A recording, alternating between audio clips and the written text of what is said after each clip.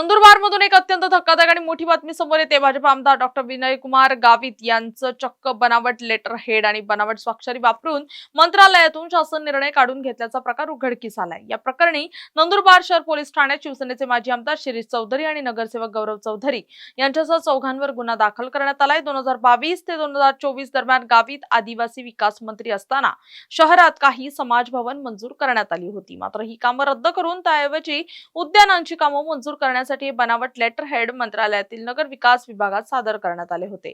पोलिसांच्या तपासणीत हे लेटर हेड बनावट असल्याचं सिद्ध झालंय। आमदारांच्याच बनावट सहीने थेट GR निघाल्यामुळे राजकीय वर्तुळात प्रचंड खळबळ उडाली आहे। नंदुरबार पोलीस स्टेशनमध्ये एक अपराधी गुन्हा दाखल झाला असून नेमका काय गुन्हा आहे आणि कोणावरती हा गुन्हा दाखल झाला?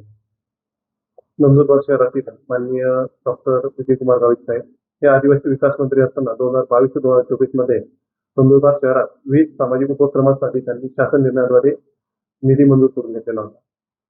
मध्यंतरीच्या काळात माननीय डॉक्टर विजयकुमार गावित साहेब आजारी असताना त्याच्यात त्या निर्णयामध्ये बदल करण्यातून स्थितीपत्रक काढण्यात आलेले होते आणि सदरचा निधी हा वेगळ्याच कामांसाठी वर्ग करण्यात आलेला होता। याबाबत चौकशी दरम्यान असं कळलं की माजी आमदार शिरीष कुमार चौधरी व त्यांचे सहकारी नयन चौधरी, गौरव चौधरी व त्यांचा अकाउंटंट आणि PA म्हणून पण काम करणारा किशोर पाटील यांनी माननीय विजयकुमार गावित साहेबांचे बनावट लेटर हेड तयार करून त्यांच्यावर डुप्लिकेट सही करून मंत्रालयात सादर केले आणि सदरचा निधी हा जो मूळ शासन निर्णयातला निधी जो होता तो वेगळ्याच कामांसाठी वर्ग करण्यात आलेला होता। त्याच्यात प्रामुख्याने आपण जर बघितलं की त्याच्यात 9 कोटींचा निधी हा वर्ग करण्यात आलेला होता।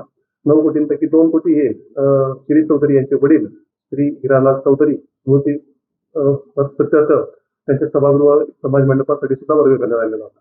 अशा प्रकारे माननीय डॉक्टर विजयकुमार गावित साहेबांचे बनावट लेटर हेड वापरून त्यांची बनावट सही करून महाराष्ट्र शासनाची दिशाभूल करून शासन निर्णयात चेंज करण्यात आलेला होता। या प्रकरणी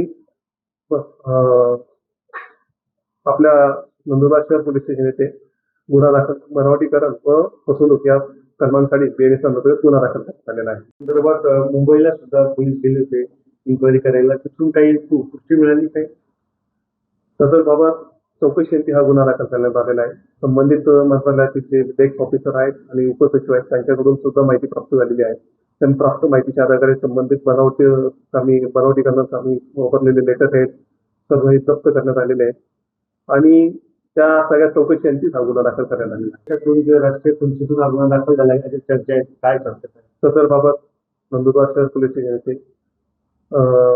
डॉक्टर विजयकुमार गावित साहेब यांचे PA बेहेरे यांच्या अर्जावरून चौकशी सुरू करण्यात आलेली।